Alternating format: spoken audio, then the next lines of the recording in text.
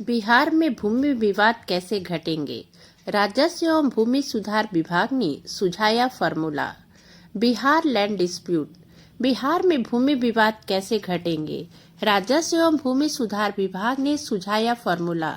बिहार में भूमि विवादों में हिंसा को रोकने के लिए राजस्व एवं भूमि सुधार विभाग ने पुलिस को भारतीय दंड संहिता के तहत आपराधिक मामला दर्ज करने का निर्देश दिया है। अपर मुख्य सचिव दीपक कुमार सिंह ने गृह विभाग को पत्र लिखकर थाना स्तर पर प्रभावी कार्रवाई के निर्देश देने को कहा है। हम आपको बता दें कि भूमि विवाद के निपटारे के लिए साप्ताहिक बैठकें होती हैं। आपराधिक मामलों में यदि समय पर पुलिस कार्रवाई हो तो कम हो सकता है भूमि विवाद। अपर मुख्य सचिव ने प्रधान गृह सचिव को पत्र लिखकर कहा है कि कमजोरों को संरक्षण नहीं दे पाती है पुलिस। यदि पुलिस कार्रवाई हो तो कम हो सकता है भूमि विवाद। पत्र में यह भी कहा गया है कि यदि भारतीय न्याय संहिता के तहत कार्रवाई हो तो रुक सकती है हिंसा। नमस्कार, आप सभी का पूनम एक प्रेरणा चैनल में बहुत बहुत स्वागत है।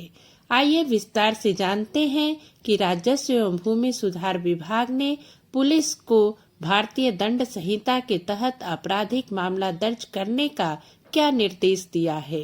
लेकिन उससे पहले आपसे निवेदन है कि अगर आप हमारे चैनल पर नए हैं और आपने अभी तक हमारे चैनल को सब्सक्राइब नहीं किया है तो प्लीज हमारे चैनल को सब्सक्राइब अवश्य कर लें एवं बेल आइकन भी दबा दें ताकि इसी तरह के हमारे अन्य वीडियो आप तक पहुंच सके।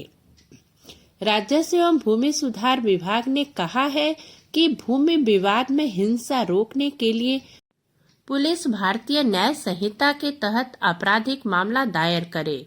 विभाग के अपर मुख्य सचिव दीपक कुमार सिंह ने गुरुवार को गृह विभाग के प्रधान सचिव को पत्र लिखकर कहा है कि वे इस संबंध में थाना स्तर पर प्रभावकारी कार्रवाई का निर्देश दें।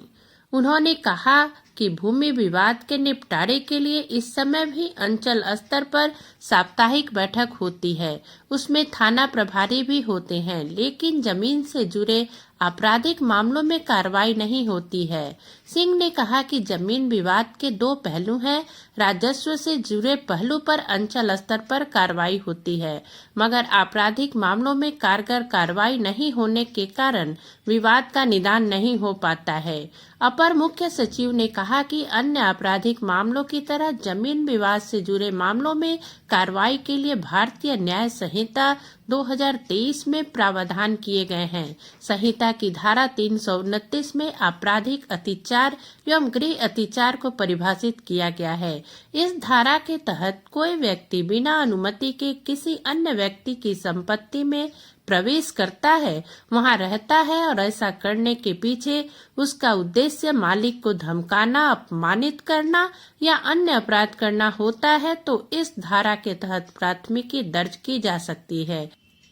यह धारा उस हालत में भी लागू है जब कोई व्यक्ति कानूनी रूप से किसी संपत्ति में प्रवेश करता है और बाद में अवैध रूप से उसमें रहने लगता है। पत्र में इस धारा और उप धाराओं का हवाला देते हुए कहा गया है कि पुलिस इसके तहत कार्रवाई करे। पत्र में धारा 126 के प्रयोग की भी सलाह दी गई है। कहा गया है कि लोक शांति भंग होने तथा अपराध को रोकने के लिए कार्रवाई नहीं की जा रही है। जमीन के स्वामित्व विवाद पर दोनों पक्ष हथियार लेकर जुटते हैं। जमीन पर बलपूर्वक कब्जा करना चाहते हैं, हत्या तक की आशंका रहती है। ऐसी स्थिति में धारा 126 के तहत कार्रवाई कर हिंसा रोकी जा सकती है। ऐसे व्यक्तियों की तत्काल गिरफ्तारी की जा सकती है। गिरफ्तार व्यक्ति से 3 साल का बंध पत्र भरवाया जा सकता है। अगर वह बंध पत्र को तोड़ता है तो उसे सजा हो सकती है। पत्र में कहा गया है कि जमीन विवाद में कमजोर पक्ष को मजबूत पक्ष की ओर से धमकी देने के मामले थाने की डायरी में दर्ज नहीं होते हैं। कमजोर पक्ष को सुरक्षा भी नहीं दी जाती है। जमीन विवाद के अधिसंख्य मामलों में यह पाया जाता है कि बलशाली लोग कमजोर की जमीन पर बलपूर्वक कब्जा कर लेते हैं।